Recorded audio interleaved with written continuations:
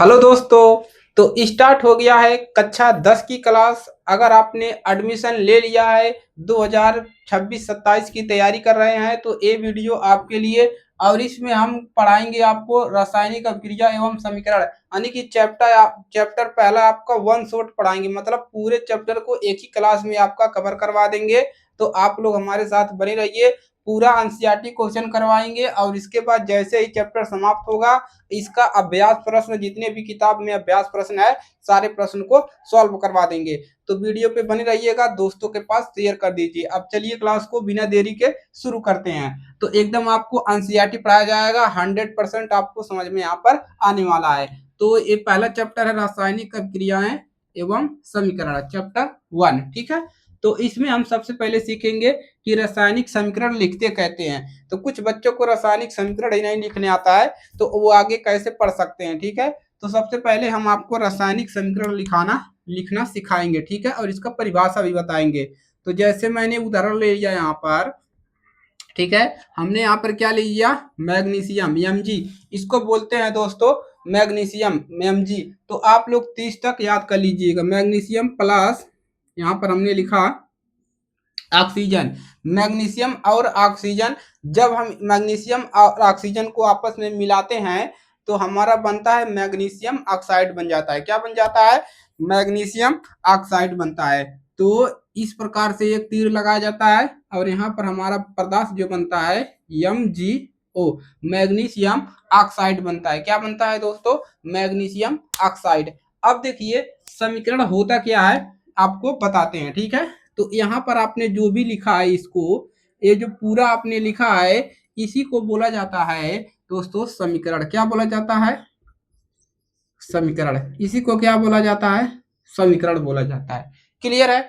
तो इसको हम क्या बोलते हैं? समीकरण बोलते हैं। अब इसी के बारे में हम कुछ चीजें यहाँ पर सीखते हैं कि समीकरण में इधर वाले को क्या बोलते हैं, इधर वाले को क्या बोलते हैं। क्लियर है? चलिए शुरू करते हैं। तो जो अभी देखिए समीकरण ये हो गया। अब जो यहाँ तीर से जो इधर वाले इतने जो पद है यहाँ से यहाँ तक, इसको बोला जाता है अभिकारक। क्या बोला जाता है? अभिकारक। इसका अभी एग्जाम्पल भी हम लिखवाएंगे, नहीं परिभाषा भी करवाएंगे। इसको अभिकारक बोला जाता है, मतलब इधर वाले बाएं वाले तरफ, देखिए दाहिना तरफ है, ये बायां तरफ है, बाएं वाले तरफ को अभिकारक बोला जाता है और इधर वाले को बोला जाता है उत्पाद। ठीक है, मतलब इसका कहने का मतलब अगर दो पदार्थ को हम आपस में मिला रहे हैं तो उसको अभिकारक कहेंगे और इनको मिलाने से जो नया पदार्थ बनता है उसको उत्पाद कहा जाता है, मतलब जो प्राप्त हुआ हमको। जैसे चावल और पानी को जब हम पकाते हैं, दो पदार्थों को मिलाते हैं तो हमको एक नया पदार्थ बनता है, पका हुआ भोजन, ऐसे समझिए। तो ये रासायनिक समीकरण भी इसको कहते हैं या रासायनिक अभिक्रिया भी कहते हैं। ठीक है, इसका परिभाषा सेम है। तो इसको कहते हैं समीकरण। ठीक है, और इनके बीच एक तीर लगा जाता है, इसको तीर कहते हैं। ठीक है, आप लोग देख रहे हैं तीर का निशान, और ये हमेशा किधर रहेगा? इसी की तरफ रहेगा। किसके तरफ? उत्पाद की तरफ। उत्पाद की तरफ हमेशा यह रहता है और यही होता है दोस्तों रासायनिक समीकरण। अब बात करते हैं कि अभिकारक क्या होते हैं, इसके बारे में बात कर लेते हैं। ठीक है, तो अभिकारक का हम यहाँ पर एक परिभाषा लिखवा देते हैं। ठीक है, आप लोग को याद रहेगा, जो रासायनिक अभिक्रिया में भाग लेते हैं उसको क्या कहते हैं? अभिकारक कहते हैं। तो रासायनिक अभिक्रिया में जो समीकरण में कौन भाग ले रहा है? यही दोनों भाग ले रहे हैं। बाद ये तो बाद में बन रहा है ना, पहले ये दोनों भाग ले रहे हैं, जो भाग ले रहे हैं उसी को हम अभिकारक बोलते हैं। तो यहाँ पर हम इसका परिभाषा भी लिख लेंगे, अभिकारक। ठीक है, अभिकारक क्या लिखेंगे कि रासायनिक अभिक्रिया, रासायनिक अभिक्रिया पूरा लिख लीजिएगा। रासायनिक अभिक्रिया में भाग लेने वाले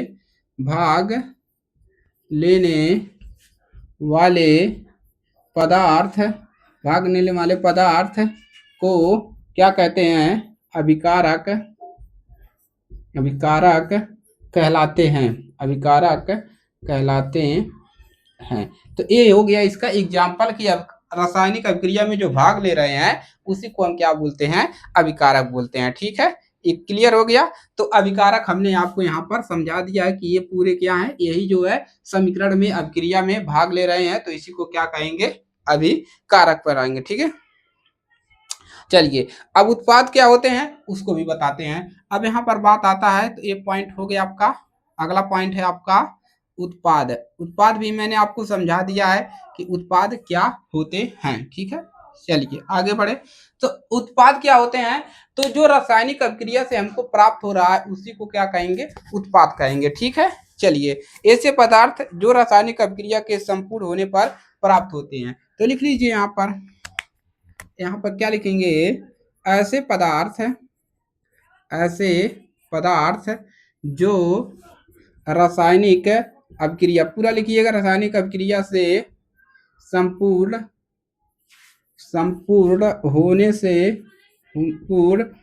होने पर प्राप्त होते हैं, प्राप्त होते हैं, क्या कहलाते हैं, उत्पाद कहलाते हैं। ठीक है, शॉर्ट में। तो यहाँ पर आप क्या लिखे हैं कि ऐसे पदार्थ, मतलब दो पदार्थ जो लिए हैं, ऐसे पदार्थ जो रासायनिक अभिक्रिया से पूरा होने पर, संपूर्ण हो गए, जो क्रिया करने के बाद संपूर्ण हो गए होने पर जो हमको प्राप्त होता है, नया पदार्थ प्राप्त होते हैं, उसी को क्या कहते हैं, उत्पाद कहते हैं। जैसा कि आपको हमने यहाँ पर ऊपर लिखवा दिया है। क्लियर है, तो इसको आप लोग को लिख लेना है और आपको यहाँ पर मैंने समझा दिया है। अब बात आती है इसको बराबर करने का, दोनों तरफ बराबर होना चाहिए परमाणु क्रमांक। ठीक है, तो यहाँ पर 2 ऑक्सीजन है, यहाँ पर क्या है, एक ही ऑक्सीजन है, तो इसके आगे आप क्या कर देंगे, 2 लगा सकते हैं, यहाँ पर नहीं। जब यहाँ पर हम संतुलित पढ़ाएंगे तो उसमें समझा देंगे। यहाँ पर देखिए मैग्नीशियम 1 है, यहाँ पर 2 हो गया, तो यहाँ पर भी इसके आगे क्या कर देंगे, 2 से गुणा कर देंगे। ये आपका क्लियर हो गया। अब हम आगे बढ़ेंगे इसके आगे, तो इतना आप लोग नोट कर लीजिए।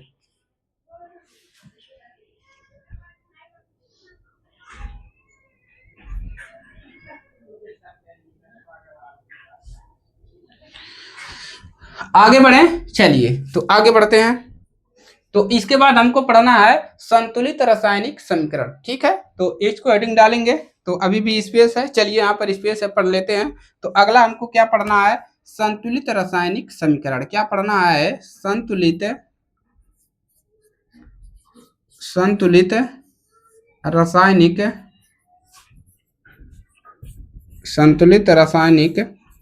समीकरण, संतुलित रासायनिक समीकरण पढ़ना है। ठीक है, हाँ यही पढ़ना है, संतुलित रासायनिक समीकरण। तो हेडिंग डाल लीजिए आप लोग, संतुलित रासायनिक समीकरण। तो संतुलित रासायनिक समीकरण होता क्या है, वे रासायनिक समीकरण जिनमें तत्वों के विभिन्न परमाणुओं की संख्या, ये जो परमाणुओं की संख्या है दोनों तरफ अगर समान हो जाता है तो उसी को कहते हैं संतुलित रासायनिक समीकरण, मतलब बैलेंस। जैसे तराजू होता है ना, तो 1 किलो इधर 1 किलो इधर, अगर 1-1 किलो दोनों तरफ है तो हम कहेंगे ये बराबर है। और अगर हम जैसे मान ले कि इधर 5 है तो इधर भी 5 होना चाहिए, तो ये कहेंगे कि ये दोनों क्या है, ये संतुलित है। यानी कि ये समीकरण जो है आपका, यहाँ पर x मान ले, यहाँ पर भी x, तो कहेंगे ये समीकरण जो है संतुलित है। इसी प्रकार से यहाँ पर भी आपको देखना है। ठीक है, तो इसका परिभाषा लिखवा देते हैं कि वह रासायनिक समीकरण है जिसमें, लिख लीजिए, वह रासायनिक समीकरण, पूरा लिख लीजिएगा आपको, समीकरण जिसमें वह रासायनिक समीकरण जिसमें अभिकारकों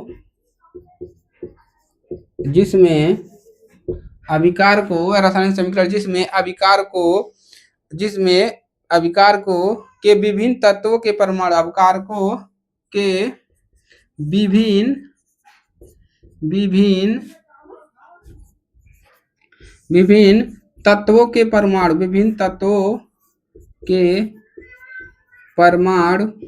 तत्वों के परमाणु, विभिन्न तत्वों के परमाणु क्या हो, विभिन्न तत्वों के परमाणुओं की संख्या, विभिन्न तत्वों के परमाणुओं की संख्या उत्पादों के परमाणुओं की संख्या के बराबर हो, उत्पादों के परमाणुओं की संख्या के बराबर हो। क्लियर है। तो एक ही एग्जाम्पल से आप सारा कुछ यहाँ पर सीख जाओगे, कोई दिक्कत नहीं है। संतुलित रसायन समीकरण भी इस एग्जाम्पल से आप सीख जाएंगे, कोई दिक्कत नहीं है। हमने क्या सीखा कि इसको अगर ऐसे कोई पदार्थ लिखा है, इसको हम समीकरण बोलेंगे, इधर बाएं तरफ वाले को अभिकारक बोलेंगे, दाहिने तरफ वाले को उत्पाद बोलेंगे और उस पूरे को समीकरण बोलेंगे। अब हमने पढ़ा कि अभिकारक का होता है कि जो इस रासायनिक अभिक्रिया में भाग लेता है उसी को उत्पाद कहते हैं, और जो प्राप्त होता है उसको क्या कहते हैं, उत्पाद, और जो भाग लेता है उसको अभिकारक। अब हम पढ़ रहे हैं संतुलित रासायनिक समीकरण, कि इसको हम संतुलित रासायनिक समीकरण होता क्या है। ठीक है, चलिए। तो अगर हम यहाँ पर एक एग्जाम्पल ले, हाइड्रोजन और ऑक्सीजन उदाहरण जैसे ले रहे हैं, उदाहरण, ठीक है, हमने लिया हाइड्रोजन प्लस ऑक्सीजन। अब हाइड्रोजन और ऑक्सीजन मिलकर क्या बनाते हैं, जल बनाते हैं। क्या बनाते हैं, H2O, जल बनाते हैं। तो ये हम कहेंगे कि ये जो समीकरण है यह कैसी है, रासायनिक समीकरण है। कौन सी अभिक्रिया है, तो इसको हम आगे पढ़ेंगे। अब इसमें करना क्या है, इसमें बोला है कि वह रासायनिक समीकरण, अगर हम ये जो हाइड्रोजन है, यहाँ पर 2 हाइड्रोजन, 2 लिखा है ना, 2 हाइड्रोजन, यहाँ पर ऑक्सीजन कितना है, 2 है। लेकिन अगर यहाँ पर कितना है, 2 हाइड्रोजन है, लेकिन ऑक्सीजन कितना है, 1 है। अगर हम इन दोनों को बराबर कर दें तो ये हमारा हो जाएगा संतुलित रासायनिक समीकरण। क्लियर है। तो क्या करें, यहाँ पर 2 ऑक्सीजन है, तो यहाँ पर हम क्या करेंगे, 2 से गुणा कर देंगे। क्या कर देंगे, 2 से गुणा कर देंगे। क्यों करेंगे, आप लोग सोच रहे होंगे सर यहाँ पर क्यों नहीं कर सकते, तो यहाँ पर हम गुणा नहीं कर सकते, हमको इसके आगे ही गुणा करना होगा। ठीक है, तो यहाँ पर अब कैसे हो गया, अब इसका गुणा ऐसे हो जाता है, तो एक कितना हो गया, 4 हाइड्रोजन हो गया। हाइड्रोजन कितने हो गए, 4 हो गए। और ऑक्सीजन कितना है, ऑक्सीजन 1 है। लेकिन इधर ऑक्सीजन जो है इधर 2 है, तो इधर 2 है, इधर 1 है। अब यहाँ पर 1 है तो इसका भी इसमें गुणा हो जाएगा, तो ये भी क्या हो गए, 2 हो गए। लेकिन यहाँ पर हाइड्रोजन कितना है आपका, हाइड्रोजन जो है आपका 2 है, लेकिन हमको चाहिए 4, तो इधर भी तो 4 होना चाहिए, तभी यह संतुलित समीकरण कहलाएगा। तो या क्या करें, इसके आगे 2 से गुणा कर देंगे, तो ये हमारा हो गया संतुलित रासायनिक समीकरण। तो समीकरण को संतुलित करना ही संतुलित रासायनिक समीकरण कहलाता है। क्लियर है। चलिए नोट कर लीजिए, एक और एग्जाम्पल करवा देते हैं। ठीक है, चलिए। तो आयरन और H2O, तो चलिए एक ही एग्जाम्पल काफी आपके लिए। आपके एनसीईआरटी किताब में ढेर सारे एग्जाम्पल दिए हैं, क्योंकि हमको लंबा समय सफर तय करना है, पूरे चैप्टर को कवर करना है, तो कम से कम समय में कवर करना होगा। ठीक है, इसको नोट कर लीजिए, जितने भी प्रश्न बनेंगे सारे करवा देंगे। ठीक है, अब हम बात करते हैं रासायनिक अभिक्रिया के प्रकार। ठीक है, देखिए इसमें आपका ये टॉपिक है कि समीकरण क्या होता है, यहाँ से क्वेश्चन बनते हैं। इसके बाद रासायनिक अभिक्रिया के प्रकार में हम पूरे 7 प्रकार सीखेंगे, सातों आपको बताएंगे। इसके बाद आपका चैप्टर समाप्त होगा। ठीक है, तो नोट करेंगे। क्लियर हो गया। चलिए आगे आप लोग हेडिंग डाल लीजिए, रासायनिक अभिक्रिया के प्रकार। ठीक है, तो एक एक करके सारे अभिक्रिया पढ़ेंगे। आप लोग कमेंट में बताइए कि रासायनिक अभिक्रिया के कितने प्रकार होते हैं और कौन कौन होते हैं। ठीक है, आगे बढ़े। तो आप लोग लिख लिए रासायनिक अभिक्रिया के प्रकार। ठीक है, तो एक एक करके हम यहाँ पर सीखेंगे। तो अगला टॉपिक है आपका रासायनिक अभिक्रिया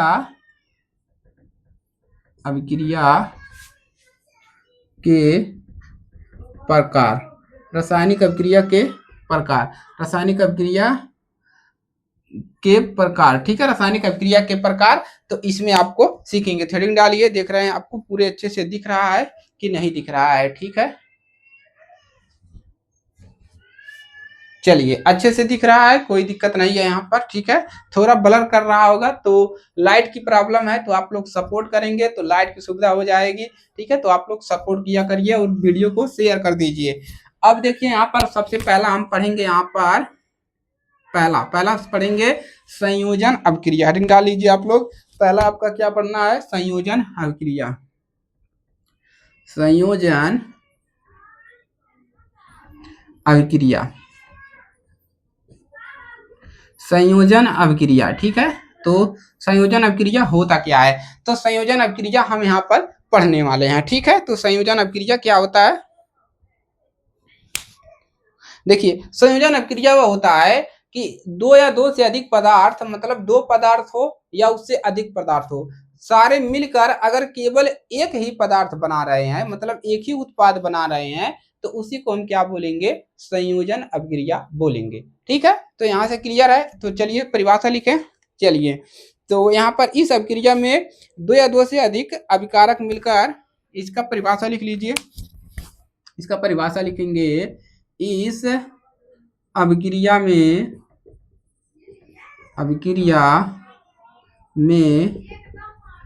दो या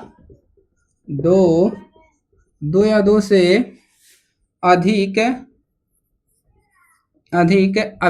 अभिकारक आपको बता दिए क्या होता है। अभिकारक, दो या दो से अधिक अभिकारक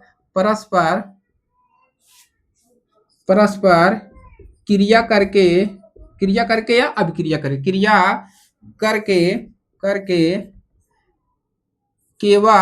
करके केवल क्या बनाते हैं, एक पदार्थ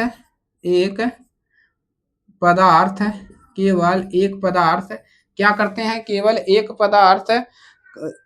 मिलकर केवल एक उत्पाद का निर्माण करते हैं। केवल एक उत्पाद लिख लीजिए, एक उत्पाद का निर्माण करते हैं।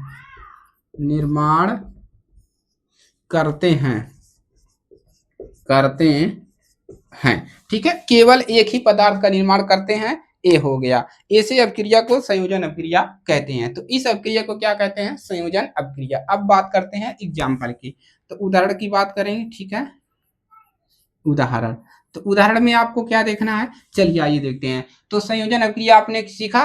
ठीक है, उदाहरण लेते हैं। जैसे हमने ले लिया कार्बन ले लिया और ऑक्सीजन ले लिया, तो एक क्या मिल बनाएंगे, कार्बन और ऑक्सीजन मिलकर कार्बन डाइऑक्साइड बनाते हैं। क्या बनाते हैं, CO2 बनाते हैं। क्या बनाते हैं, CO2। कोयले का दहन, आप ऐसे कोयले का दहन कर सकते हैं। कोयले का दहन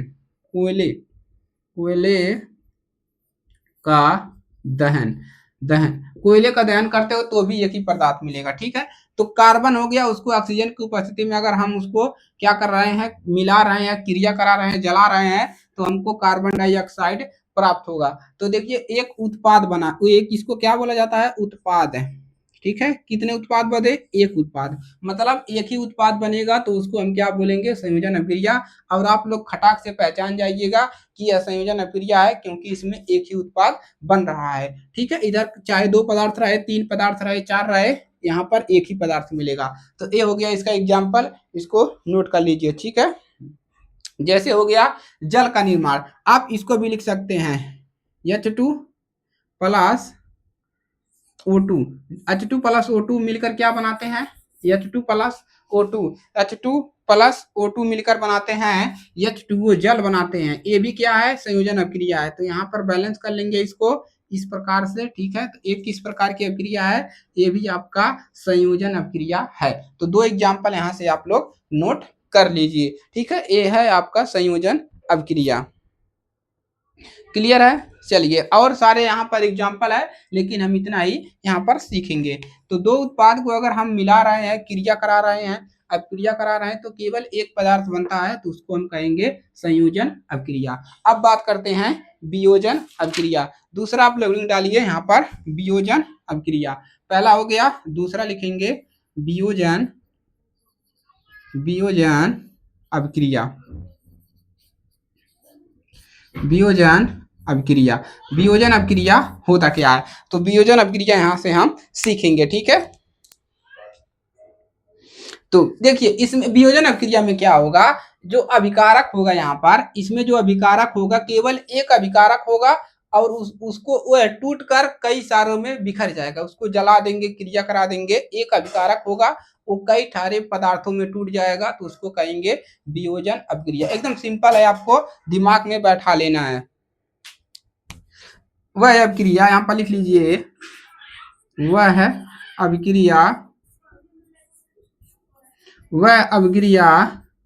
जिसमें क्या लिखेंगे, वह अभिक्रिया जिसमें एकल अभिकारक, एकल मतलब एक है, एकल अभिकारक, वह अभिक्रिया जिसमें एकल अभिकारक, अभिकर्मक लिखिए, एकल अभिकर्मक मतलब वही अभिकार, एकल अभिकर्मक टूटकर टूट कर दो या दो दो या दो से अधिक अधिक दो या दो से अधिक उत्पाद बनाता है। दो या से अधिक उत्पाद समझ रहे हैं ना क्या होता है? उत्पाद बनाता है। दो या दो से अधिक उत्पाद बनाता है। देखिए दोस्तों, ये जो क्लासेस है आपको हफ्तों में एक क्लास आपको करने को मिलेगा, बाकी दिन आप क्या करिएगा? रिवीजन करिएगा। मतलब एक हफ्ते में एक चैप्टर पूरा यहाँ पर कंप्लीट करवाया जाएगा, चाहे जितनी भी लंबी वीडियो क्यों ना हो जाए। ठीक है, तो इसको क्या कहते हैं? उत्पाद बनाता है, इसको हम संयोजन अभिक्रिया कहते हैं। क्लियर है? अब बात करें एग्जाम्पल की। ठीक है, तो एग्जाम्पल लेते हैं, यानी कि उदाहरण। तो पेपर में आपको सवाल कैसे बनते हैं? पेपर में आपको सवाल ऐसे बनेगा कि रासायनिक अभिक्रिया से कहते हैं, रासायनिक अभिक्रिया के कितने प्रकार होते हैं, उदाहरण सहित समझाइए। या आपको दे देगा कि वियोजन अभिक्रिया और संयोजन अभिक्रिया से क्या समझते हैं, उदाहरण देकर समझाइए। तो इस प्रकार से क्वेश्चन बनते हैं। ठीक है, चलिए, तो यहाँ पर हम ले लिया फेरिक सल्फेट। ठीक है, तो यहाँ पर ले लिया FeSO4। ठीक है, आयरन सल्फेट हम यहाँ पर ले रहे हैं फेरस सल्फेट की वियोजन अभिक्रिया। यहाँ पर हम क्या लिख रहे हैं? फेरस सल्फेट ले रहे हैं। अब इसका हम क्या कराएंगे? वियोजन कराएंगे। क्लियर है? चलिए, तो वियोजन जब इसको कराएंगे तो यह कई सारे टुकड़ों में टूट जाएगा, जैसा कि यहाँ पर परिभाषा में बोला गया है कि वह अभिक्रिया जिसमें एकल अभिकारक, एकल मतलब एक होता है, एकल अभिकारक टूटकर दो या दो से अधिक उत्पाद बनाता है। ये टूटेगा, दो से अधिक उत्पाद बनाएगा। ठीक है, चलिए, तो यहाँ पर Fe2O3 बनाएगा, Fe2O3 प्लस SO2 बनाएगा और SO3 बनाएगा। क्या बनाएगा? SO3। तो ये हो गया आपका, देखिए, फेरस सल्फेट का वियोजन अभिक्रिया। ठीक है, और ये भी बना कैल्शियम कार्बोनेट है। दूसरा एग्जांपल और ले सकते हैं आप, दूसरा भी लिख सकते हैं, कैल्शियम कार्बोनेट भी टूटकर कई टुकड़ों में टूट जाता है। ठीक है, जैसे CaO प्लस CO2। दिख रहा है कि आपको नहीं दिख रहा है? एक बार क्लियर कर लें। ठीक है, तो आपको शायद नीचे वाला परिभाषा नहीं दिख रहा है, ये वाला नहीं दिख रहा है, तो इसको हटाते हैं। ठीक है, तो एक एग्जाम्पल लिख लीजिए, ये वाला दिख रहा है। ठीक है, बाकी एग्जाम्पल हम करवा दे रहे हैं आगे। ठीक है, तो यहाँ पर लिख लीजिए Ca क्या है आपका? कैल्शियम ऑक्साइड है ना, कैल्शियम ऑक्साइड था, CaCO3 इसकी टूटेगा, CaO प्लस CO2, इसमें टूट जाएगा, मतलब दो पदार्थों में यह टूट जाएगा। ठीक है, तो इसको नोट कर लीजिए। दो एग्जांपल यहाँ पर, एक यहाँ पर, दो एग्जांपल पूछता है तो दोनों लिख देना है। क्लियर हो गया? आपका हो गया संयोजन अभिक्रिया, वियोजन अभिक्रिया। इसके बाद आपको पढ़ना है, क्या पढ़ना है? अब इसमें वियोजन अभिक्रिया जो होता है वो दो प्रकार का होता है। जो वियोजन अभिक्रिया होता है वह दो प्रकार का होता है, ऊष्माक्षेपी अभिक्रिया और ऊष्माशोषी अभिक्रिया। ठीक है, चलिए बात करते हैं। तो यहाँ पर वियोजन अभिक्रिया दो प्रकार की होती है, तो इधर देखेंगे हम। ठीक है, चलिए, तो यहाँ पर क्या लिखेंगे कि वियोजन अभिक्रिया क्या प्रकार की होती है? वियोजन अभिक्रिया जो होती है वह दो प्रकार की होती है, दो प्रकार। ठीक है, पहला होता है आपका एक ऊष्माक्षेपी, यानी कि ऐसी अभिक्रिया जो ऊष्मा मतलब हीट देने पर क्या होती है? अभिक्रिया करती है, उसको ऊष्माक्षेपी अभिक्रिया कहते हैं। ठीक है, वह अभिक्रिया जिसमें ऊर्जा क्या लिखोगे ऊष्माक्षेपी में? जिसमें ऊर्जा के रूप में उत्सर्जित होता है।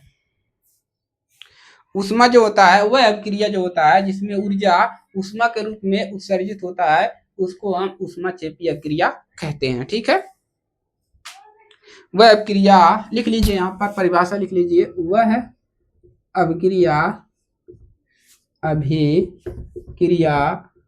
जिसमें ऊष्मा जो होता है, जिसमें ऊष्मा जो होता है ऊर्जा के रूप में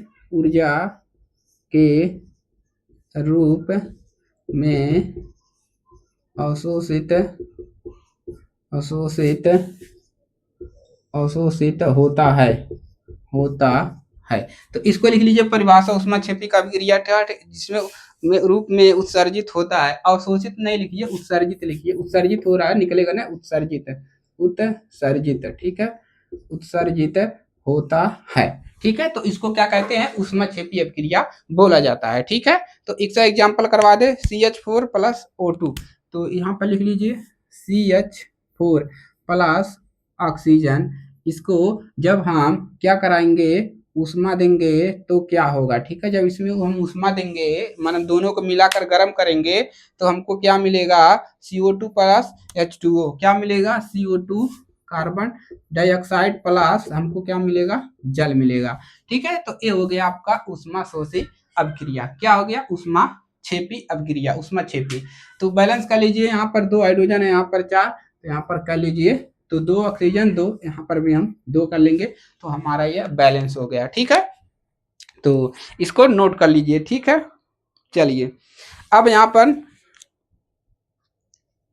एक और आता है ऊष्मा शोषी। क्या है आपका, दूसरा है ऊष्मा शोषी, इसको ऐसे कर लीजिए, ठीक है। दूसरा है ऊष्मा, ऊष्मा शोषी, ऊष्मा शोषी अभिक्रिया, ठीक है, ऐसे कर लीजिए अभिक्रिया, ऊष्मा शोषी अभिक्रिया। तो ऊष्मा शोषी अभिक्रिया भी यहाँ पर करवाते हैं।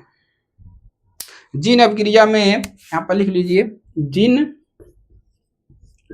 अभिक्रिया में, अभिक्रिया में ऊष्मा, ऊष्मा का अवशोषण होता है, अवशोषण, ऊष्मा का अवशोषण होता है। जिन अभिक्रिया में ऊष्मा का अवशोषण होता है, ऊष्मा का अभिक्रिया में ऊष्मा, ऊष्मा तो ऊपर वाले में लिखे हो ना, इसमें ऊर्जा रहेगा भाई, ऊर्जा, ऊर्जा लिखिए, ऊर्जा। जिन अभिक्रिया में ऊर्जा का अवशोषण होता है, मतलब इसमें ऊर्जा लगता है, अभिक्रिया कराने में ऊर्जा खत्म होता है, यानी कि एनर्जी खत्म होता है, उसको क्या कहते हैं, ऊष्मा शोषी अभिक्रिया बोला जाता है, ठीक है।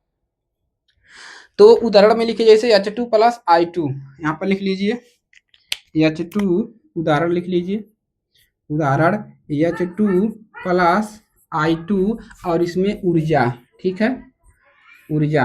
तो ये क्या अभिक्रिया बनाएगा, H2 प्लस I2 प्लस अब ऊर्जा, तो यहाँ पर लिख लीजिए प्लस ऊर्जा, तो क्या बनाएगा, HI बनाएगा, HI बनाएगा। बैलेंस कर लीजिए, तो यहाँ पर हम 2 से बैलेंस कर लेंगे, संतुलित हो गया समीकरण, ठीक है। यहाँ पर 2 हाइड्रोजन 2 हाइड्रोजन, यहाँ पर भी 2 हाइड्रोजन आपका हो गया, क्लियर है। तो ये हो गया आपका ऊष्मा शोषी अभिक्रिया, ठीक है। तो इसको आप लोग नोट कर लीजिए और आगे बढ़ते हैं।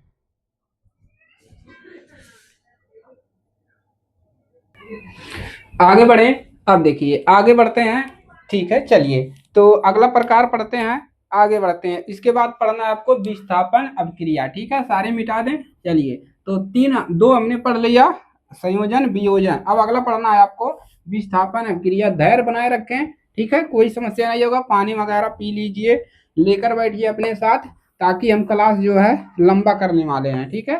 तो अगला क्या पढ़ेंगे, विस्थापन अभिक्रिया, ठीक है। हेडिंग डाल लीजिए, नंबर 3 पढ़ने वाले हैं हम विस्थापन, विस्थापन अभिक्रिया, ठीक है, विस्थापन अभिक्रिया। तो विस्थापन अभिक्रिया होता क्या है, इसके बारे में चर्चा करेंगे, ठीक है। चलिए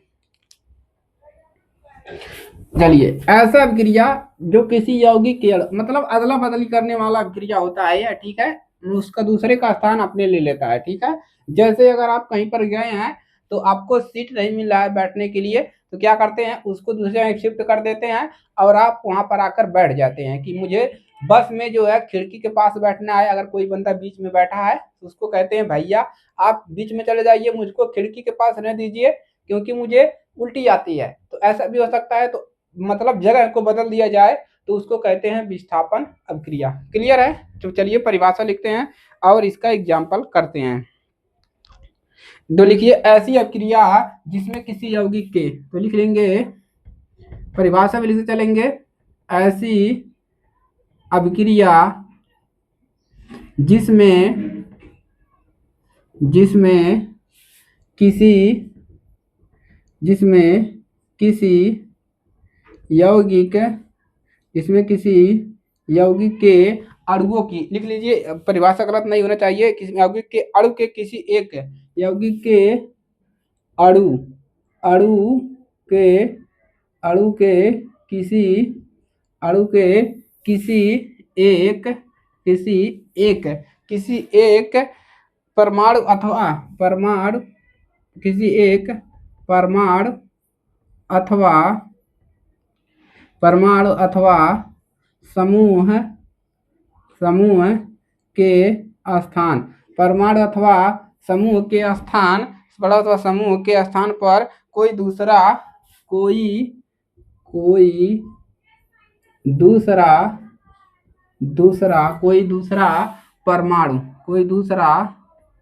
परमाणु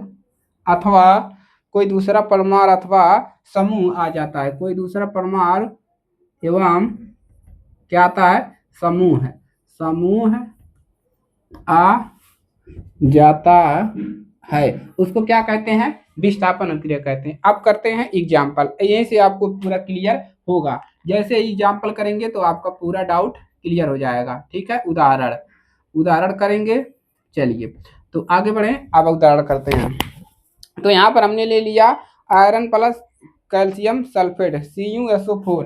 ठीक है, तो Fe प्लस CuSO4, इसका क्या करवाते हैं, अभिक्रिया करवाते हैं। ठीक है, चलिए अब यहाँ पर बनेगा क्या, FeSO4 और Cu, तो क्या बनेगा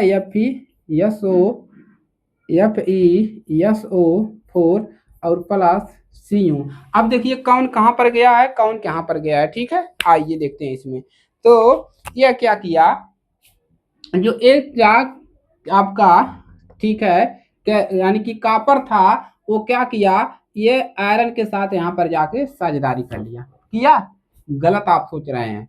ठीक है, अब देखिए यहाँ पर हुआ क्या, देखिए ये जो था कॉपर इसके स्थान पे आ गया। ठीक है, और आप ऐसे कह सकते हैं कि इसका अदला, देखिए यहाँ पर कौन जा रहा है, तो ये तो अपने स्थान पे है, ये भी है, यहाँ पर ये भी है। विस्थापन किसका हो रहा है, जो सल्फर है वो किसके पास चला गया, इसके पास उठकर चला गया। ठीक है, विस्थापन हो गया, मतलब अपने जगह से दूसरे स्थान पर विस्थापन हो गया। तो इसको आपको देखना है कि कौन सा पदार्थ किसके पास जा रहा है। तो यहाँ पर SO4 सल्फर जो है आयरन के पास जा रहा है। देखिए यहाँ पर आयरन के साथ अकेला था यह, तो इसके साथ कौन आ गया, सल्फर आ गया, मतलब अपने स्थान से उठकर इसके स्थान पर चला गया और कॉपर को अकेला छोड़ दिया। ठीक है, तो इश्क लगाना है दोस्तों, तो पढ़ाई पर ध्यान दीजिए। ठीक है, तो आपके मुसीबत के समय आपके घर वाले, आपके माता पिता, भाई सभी आपके यही काम आने वाले हैं, कोई और काम नहीं आएगा। तो केवल अपनी पढ़ाई पर फोकस करिए और अपनी किस्मत को अपने हाथों में लिए रहिए। ठीक है, तो आपके हाथों में है, आप क्या बनना चाहते हैं। ठीक है, तो ये हो गया आपका विस्थापन अभिक्रिया का उदाहरण। एक और उदाहरण भी करवा देंगे, लेकिन हमको समय इसमें कवर करना है, तो एक और उदाहरण करवाते हैं। चलिए, कोई दिक्कत नहीं है। ठीक है, पहला हो गया, दूसरा एग्जाम्पल भी यहाँ पर करवा देते हैं। तो जिंक प्लस कॉपर सल्फेट, तो यहाँ पर हम क्या लेंगे, जिंक प्लस अब फिर लेंगे कॉपर सल्फेट लेंगे। ठीक है, SO4।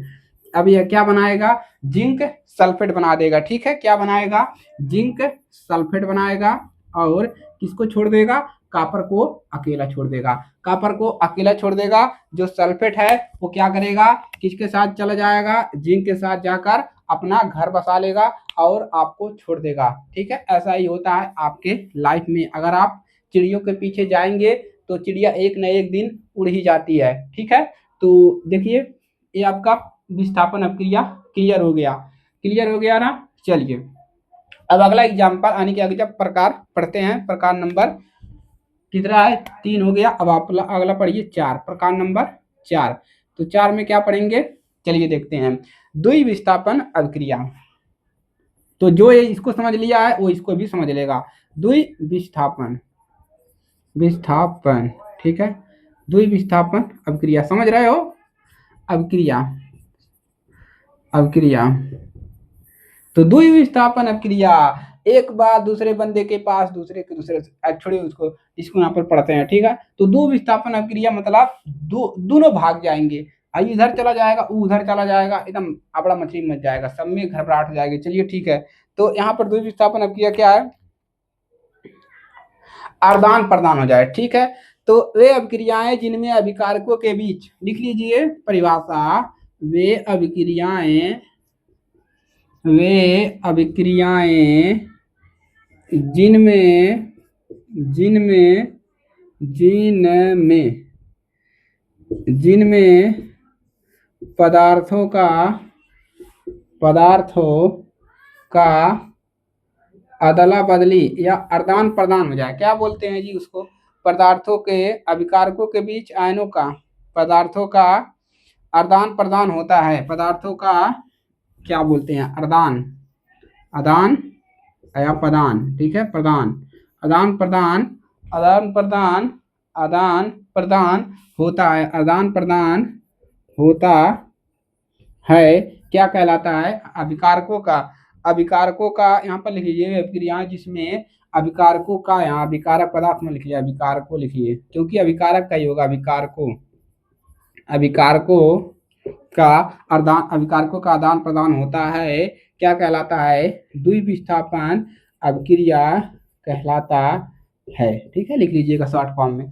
तो ये हो गया द्विविस्थापन अभिक्रिया, किसका बदली होगा, अभिकारकों का आदान प्रदान होता है, आपके जिनमें अभिकारकों के बीच आयनों का आदान प्रदान होता है, द्विविस्थापन अभिक्रिया कहलाती है। एग्जाम्पल करें, चलिए, तो यहाँ पर द्वि का मतलब है दो बार विस्थापन होगा, कैसे होगा आइए देखते हैं। यहाँ पर एक ही बार हो रहा था, यहाँ पर दो बार होगा। अब एग्जाम्पल लेते हैं, तो सोडियम सल्फेट Na2SO4, ठीक है, Na2SO4 प्लस, अगला ले लीजिए barium chloride BaCl2, barium chloride.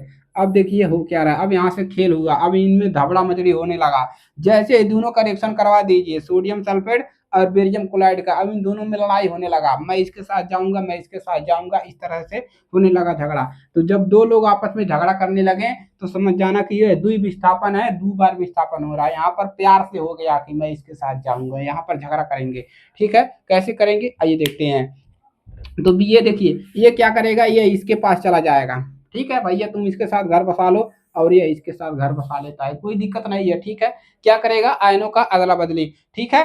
तो एक इसके साथ घर बसा रहा है, इसके साथ कहेगा भैया मैं आपके साथ रहूंगा BaSO4, ठीक है, ये बना लेगा अपने साथ घर। अगला क्या करेगा, क्या करेगा, अभी देखिए इसका नहीं हो रहा है, अभिकारकों का अदला बदली हो रहा है, यही तो अभिकारक है, यही तो रिएक्शन करवाते हैं आपस में अभिकारक की क्रिया करते हैं, तभी तो नया पदार्थ उत्पाद बनता है, ठीक है।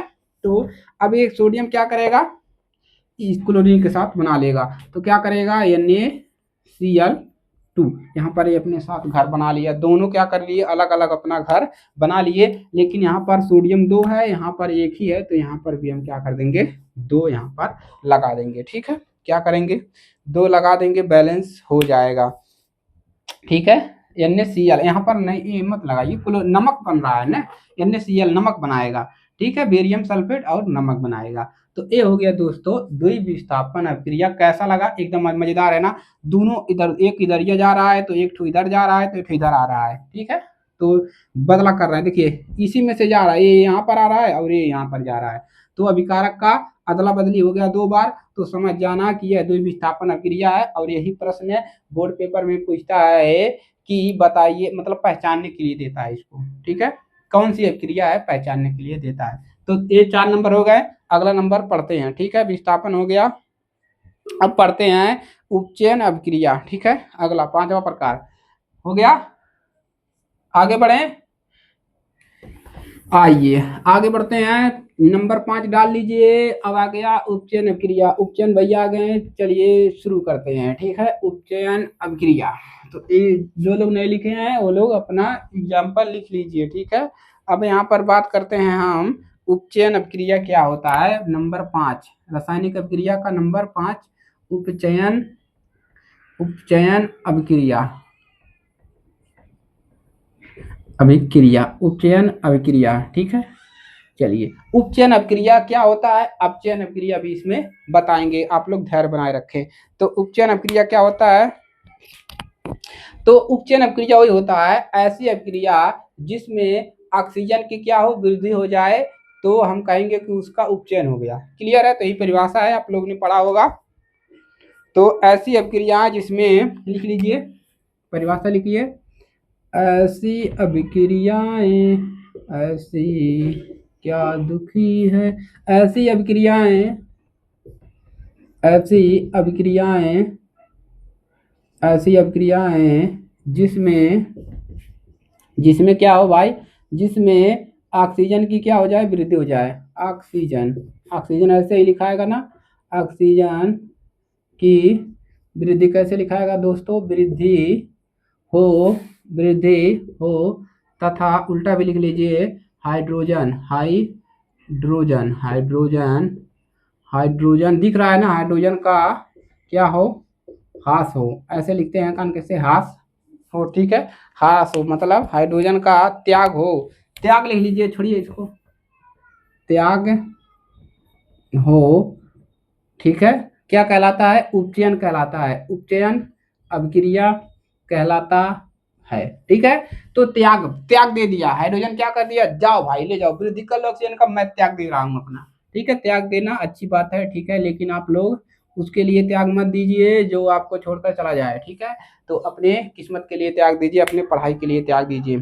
तो यहाँ पर डाल लेते हैं, कापर लेते हैं और ऑक्सीजन लेते हैं, क्या लेते हैं, कापर लेते हैं और ऑक्सीजन लेते हैं। चलिए, कापर आ गया भैया, ऑक्सीजन आ गया, अब दोनों को करवाते हैं अपक्रिया, ठीक है। अब देखिए होता क्या है, तो ये हमने पहले भी एग्जाम्पल करवा दिया है, तो उसको आप ऐसे अगर एक याद कर लेते हैं तो कई सारे परिभाषा में प्रयोग कर सकते हैं, ठीक है।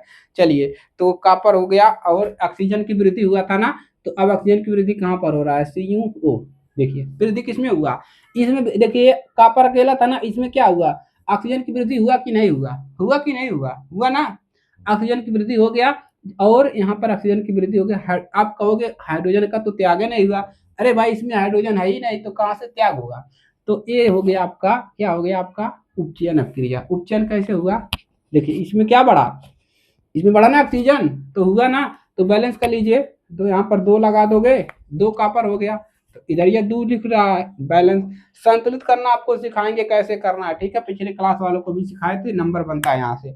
और एग्जाम्पल करवा देते हैं, मैग्नीशियम, ये भी आपको करवाए हैं, Mg+O2, तो यहाँ पर क्या बनेगा, तो यहाँ पर बनता था ना MgO, मैग्नीशियम ऑक्साइड, तो मैग्नीशियम में ऑक्सीजन की वृद्धि हुआ कि नहीं, अरे पहले अकेला था ऑक्सीजन, वो इसके साथ मिल गया, तो ये क्या हो गया, वृद्धि हो गया, बैलेंस कर लो, यहाँ पर 2 कर लो, यहाँ पर 2 कर लो, हो गया ना, एक एग्जाम्पल और 2 एग्जाम्पल है। अब इसी का जस्ट उल्टा याद कर लो, एक ही याद करना, इसी का उल्टा याद कर लोगे, अपचयन अपक्रिया एकदम क्लियर है, ठीक है। चलिए आगे बढ़ जाए, फटाफट नोट करिए, आगे बढ़ते हैं सिपाहियों, आगे बढ़ते चलो, ठीक है सिपाहियों, आगे बढ़ते चलो, तो स्टूडेंटों आगे बढ़ते चलो। अब बात करते हैं अपचयन अपक्रिया की नंबर 6, तो यहाँ पर बचता है अपचयन भैया, अपचयन, अपचयन क्या लिख रहा है भाई, लिख रहे हैं अप, क्या लिख रहे हैं दी, अपचयन, अपचयन अभिक्रिया, तो मेरा अपचयन हो गया, तो आप लोग का अपचयन हो जाएगा अगर परिभाषा नहीं याद करोगे, ठीक है। तो ऐसी अपक्रिया जिसमें हाइड्रोजन की वृद्धि हो, तो इसी का उल्टा लिख लीजिए, ऐसी अपक्रिया, ऐसी अभिक्रिया, ऐसी दीवानगी, तो ऐसी दीवानगी मत देखिए, यहाँ पर पढ़ाई करिए, ऐसी अपक्रिया, अभिक्रिया जिसमें, जिसमें ऐसी अपक्रिया जिसमें, देखो एक काला शर्ट वाले भाई आप ही को कह रहे हैं, क्या कर रहे हो, पढ़ाई करो, पढ़ लो, इसको अच्छे से पढ़ा रहे हैं तो पढ़ लो, नहीं तो पेपर में क्या होगा कि आपको कुछ बुझाएगा ही नहीं, ठीक है। तो ऐसी अपक्रिया जिसमें हाइड्रोजन की वृद्धि हो, जिसमें हाइड्रोजन, हाइड्रोजन, हाइड्रोजन की क्या हो, हाइड्रोजन की इसमें वृद्धि हो रही है, हाइड्रोजन की वृद्धि, और ऑक्सीजन, ऑक्सीजन, ऑक्सीजन का त्याग हो। अब की बार ऑक्सीजन में त्याग दे रहा है, पहले ऑक्सीजन में वृद्धि हो रहा था तो अब ऑक्सीजन में त्याग दे रहा है, अपना त्याग कर दे रहा है। भाई अब मैं तुम्हारे साथ से जा रहा हूँ, ठीक है। अब देखिए हो क्या रहा है, उदाहरण से समझते हैं। जब तक आप लोग उदाहरण नहीं करते हैं तब तक आपको परिभाषा अच्छे से समझ में नहीं आएगा। तो आप इतना याद रखिए, इसका एग्जाम्पल याद रखिए, ठीक है, ताकि एग्जाम्पल याद रखेंगे तो परिभाषा अपने आप याद हो जाएगा।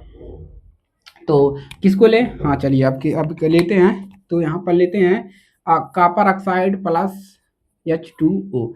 अब यहाँ से कॉपर ऑक्साइड और H2O कहाँ जा रहा है भाई, कॉपर ऑक्साइड और H2O मिलकर क्या बनाते हैं, ठीक है। तो यहाँ पर बनाते हैं, देखिए यहाँ पर बनाएगा Cu प्लस जलो बनाएगा, कॉपर और जल बनाएगा। अब हुआ क्या यहाँ पर, देखिए यहाँ पर ऑक्सीजन में त्याग कहाँ रहा है, ऑक्सीजन कहाँ त्याग रहा है, देखो देखो ऑक्सीजन में यहाँ पर यहाँ पर ऐसे समझ, यहाँ पर क्या लिखो, ऐसी जिसमें हाइड्रोजन की वृद्धि हो। तो हाइड्रोजन की वृद्धि किसमें हो रही है, देखिए इसमें हो रहा है ना ऑक्सीजन में, अरे ऑक्सीजन में इसके साथ था तो इसमें हाइड्रोजन का क्या होगा, वृद्धि हुआ कि नहीं हुआ ना। देखिए ऑक्सीजन में हाइड्रोजन टूटे तो वृद्धि हो गया भाई। अब क्या लिखे हो कि ऑक्सीजन का त्याग भी हो, ऑक्सीजन का त्याग कहाँ हो रहा है, देखो कहाँ हो रहा है भैया, हाँ यहाँ पर कॉपर था ये इसके साथ निकल के इसके साथ चला गया, यानी कि ये कॉपर इसके साथ चला गया ना।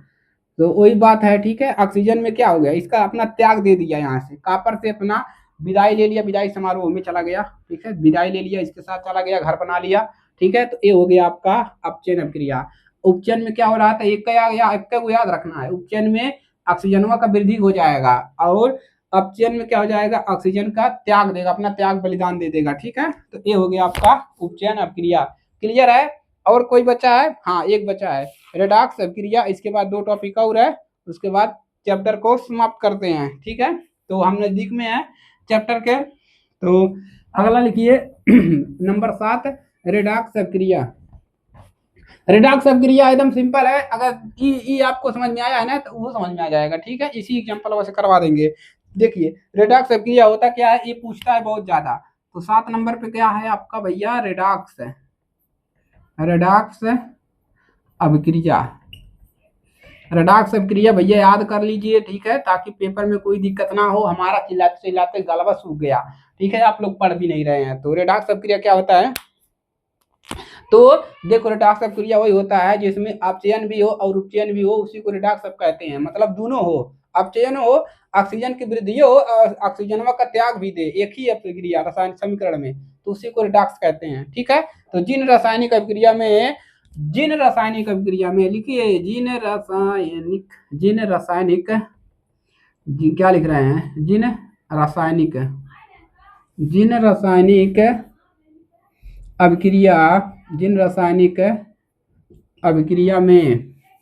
अभिक्रिया में उपचयन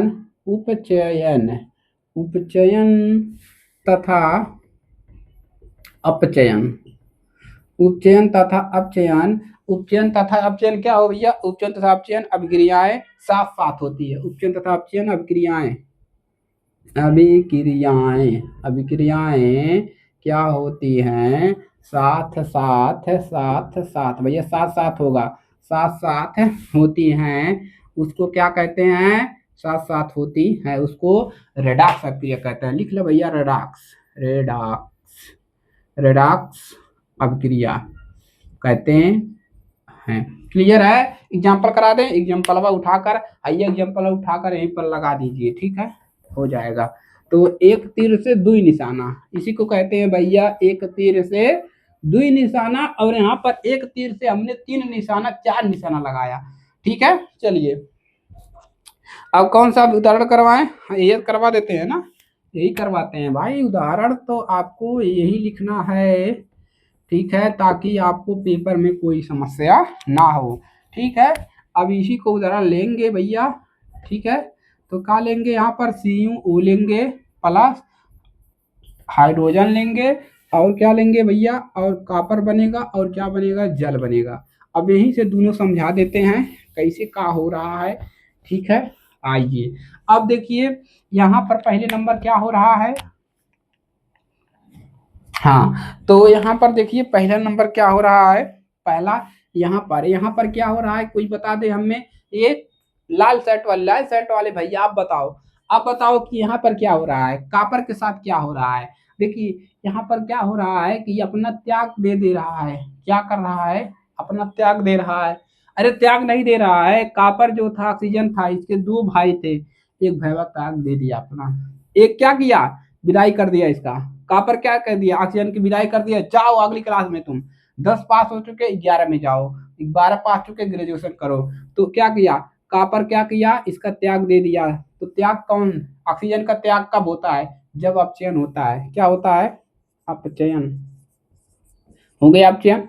अब देखिए अब वृद्धि कब होता है, ऑक्सीजन में वृद्धि कहाँ हो रहा है, देखो ऑक्सीजन के, देखो ये वाले में क्या हो रहा है, देखो एक आराम से देखो, ये हाइड्रोजन अकेला था, लेकिन इसके साथ हाइड्रोजन वृद्धि बना लिया, अपना घर बसा लिया।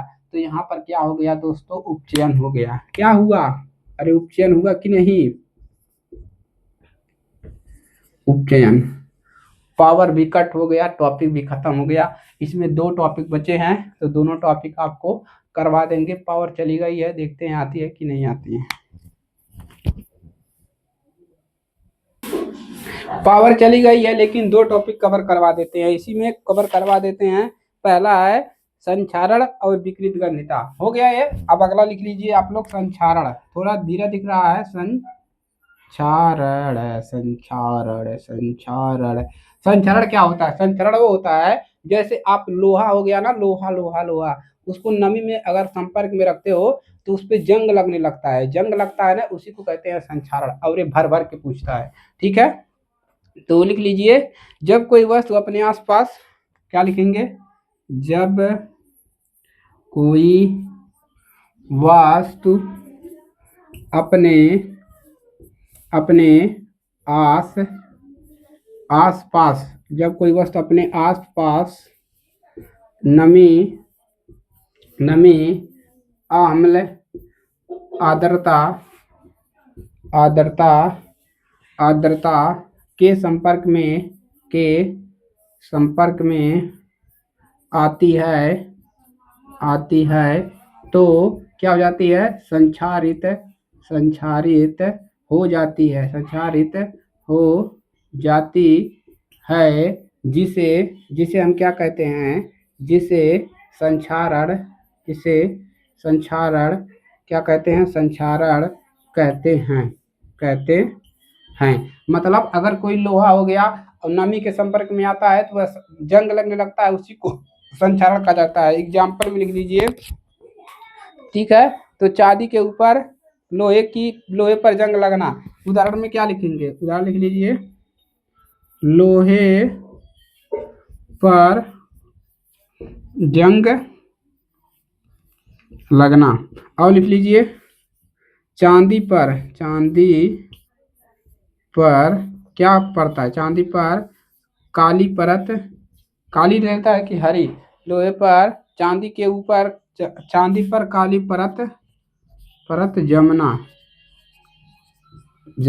ये हो गया आपका दो एग्जाम्पल, नोट कर लीजिए, ठीक है। पहला वाला ये हो गया, दूसरा वाला ये हो गया। अब एक और लास्ट टॉपिक बचा है, विकृत गंधिता, उसको भी करवा देते हैं, ठीक है। देरी नहीं करते हैं, करवा देते हैं यहाँ पर, ठीक है। आपने रिडॉक्स अभिक्रिया समझाना क्या होता है, अब यहाँ पर लिखिए विकृत गंधिता, लास्ट टॉपिक है आपका इस चैप्टर का, विकृत गंधिता। विकृत गंधिता होता क्या है, विकृत गंधिता वही होता है जो अचार होता है ना, मुरब्बा उरब्बा, और उसको अगर खुले में रखोगे तो क्या हो जाएगा, खुले में रखोगे भैया तो खराब हो जाएगा, कि वैसा रहेगा, खराब होगा ही, खुले में रखोगे तो क्या होगा, खराब हो जाएगा, ठीक है। तेल व वसा से उपचयित हो जाने पर, लिख लीजिए, तेल और पावर भी आ गया, ठीक है। तेल और वसा से वसा से उपचयित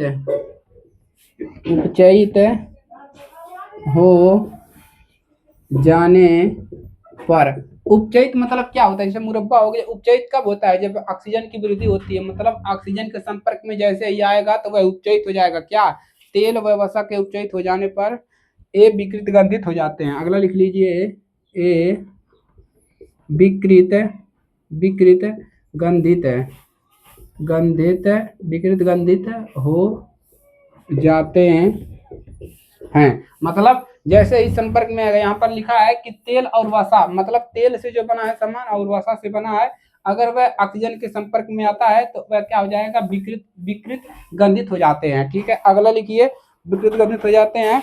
उसके बाद तथा इनकी गंध व स्वाद में परिवर्तन हो जाता है, तथा इनका, अगला लीजिए, इनका स्वाद है, स्वाद कैसा रहेगा, मीठा, इनका स्वाद खराब हो जाता है। ठीक है, खराब हो जाता है, क्या हो जाएगा, इनका स्वाद खराब हो जाएगा जैसे ही ऑक्सीजन के संपर्क में आएगा। ठीक है, खराब हो जाता है और स्वाद में परिवर्तन हो जाता है, और इनका स्वाद भी खराब हो जाता है। आगे लिख लीजिए, स्वाद स्वाद में परिवर्तन हो जाता है, इनका स्वाद खराब हो जाता है, लिख तो लिए हैं। ठीक है, ठीक है, हो गया। और इसमें गंध भी आने लगता है। तो उदाहरण लिखिए, उदाहरण क्या लिखेंगे, अचार हो गया, जैसे अचार या मुरब्बा, मुरब्बा को, अचार और मुरब्बा जो हो गया उसको क्या रखेंगे, मुरब्बा को खुली खुले